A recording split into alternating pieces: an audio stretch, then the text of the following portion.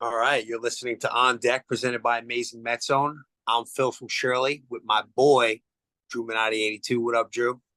What's happening, people? What's up, Philly?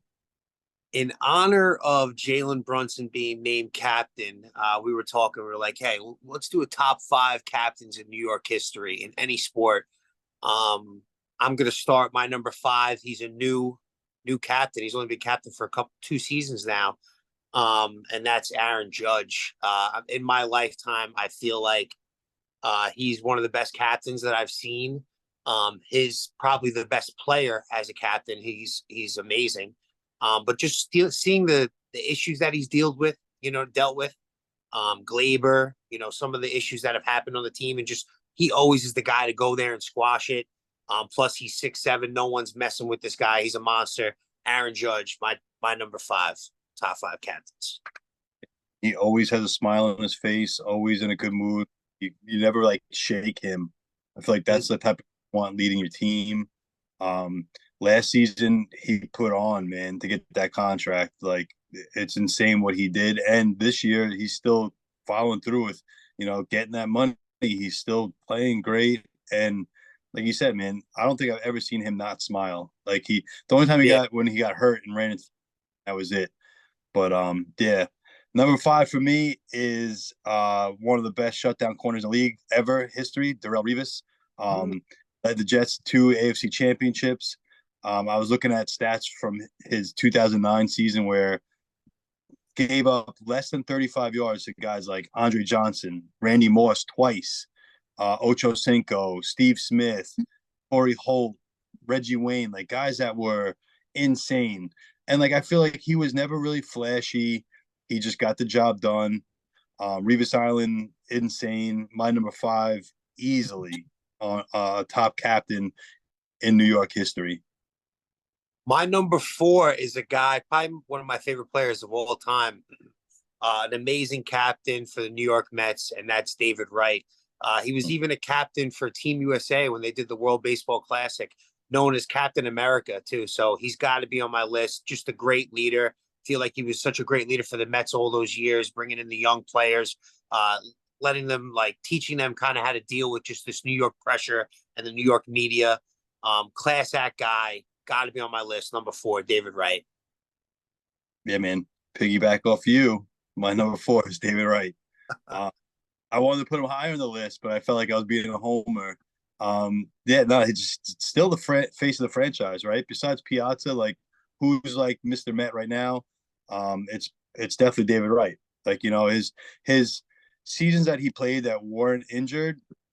I mean, best OPS, best defensive, third baseman. Like he's hands down one of the best Mets I've ever seen. And like you said, just a class act. Like guys on this list are like guys you want to date your sister, right? Like guys that are like stand up guys that are the man. And David Wright's easily on this top five for me. He's number four with that. Love it. Love it. I'm leaving guys off my list of guys pre my generation, Thurman Munson and some of these old guys, Lou Gehrig, old school Yankee captains.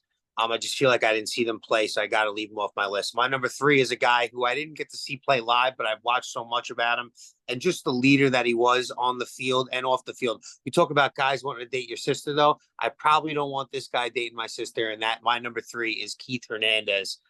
Legendary captain, like I said, just like another coach on the field. You see guys like Dow Strawberry, all these guys talking about what he did for their career, what he did in games, like teaching them or just, breaking down situations, making the adjustments for them, telling them what to do. Another coach on the field, basically. So he's got to be on my list. Number three, Keith Hernandez, one of the greatest captains of all time.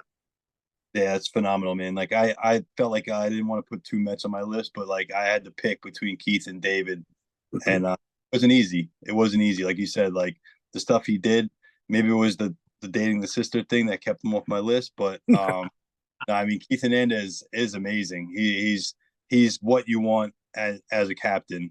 My number three, one of my favorite Knickerbockers of all time, Patrick Ewing. All right, franchise leader in points, rebounds, blocks, steals. Number one draft pick. I know they say that somehow the frozen envelope where the Knicks kind of like somehow got the number one pick, and it was like supposedly, I don't know, a little fugazi, but whatever. Pat Ewing he was a leader. He's one of those guys that go down in history, like Dan Marino, is like being one of those players who deserved the championship and never got one. 94 was so close, but the stuff he did for the franchise, is unreal. Just growing up watching him play was like watching a superhero play. And again, humble, always smiling, always in a good mood, always encouraging teammates. Like he was never one of those guys that, you felt like, oh man, Patrick Ewing's on our team. Even to the end before he went to Orlando, it was just cool to watch him play as a Knick. So he's definitely my number 3 team captain, of New York history. Love it, love it. I mean, I feel like the '90s Knicks took on his attitude. You know what I mean? Like everybody. That's I love him on your list. No, my number 2 now, is probably going to be argued. Some people would have him number 1, but and that is the captain, Derek Jeter. Probably the greatest captain in Yankee history. Growing up, I used to shit on him all the time and say he was overrated. Looking back at his career now, he's amazing. One of the most underrated players of all time. Just deal like never in the papers for nothing. Always a good guy, but he's out partying. The list of girls that the guy was with, I mean, it's just on another level. Like I said, that he is the captain. That's his nickname. My number 2, Derek Jeter. We can go on forever about him, but I'm going to be quick. Derek Jeter, number 2. Yeah, the best thing about that is I'm going to keep going. He's my number 2 as well. All right, Derek Jeter. Being a Met fan, he's one of those Yankee players that you like always still rooted for, and he was like that guy that just, was so gritty. He wasn't A-Rod, he was built differently than A-Rod. And like you said, just always like a good story about him in the news. Never like anything bad about him. All-time hits leader, first Yankee to have 3,000 hits. He made the playoffs in all in but one season in his career, which is crazy.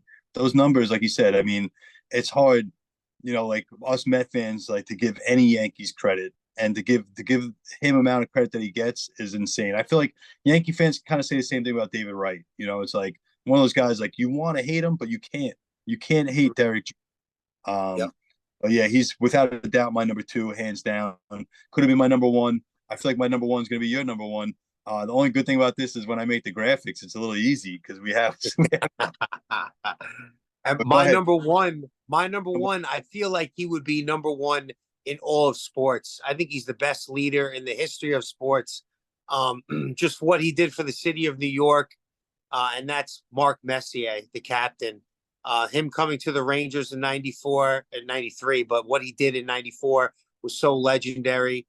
Guaranteeing games, winning 5 cups in Edmonton, winning a cup without Wayne Gretzky.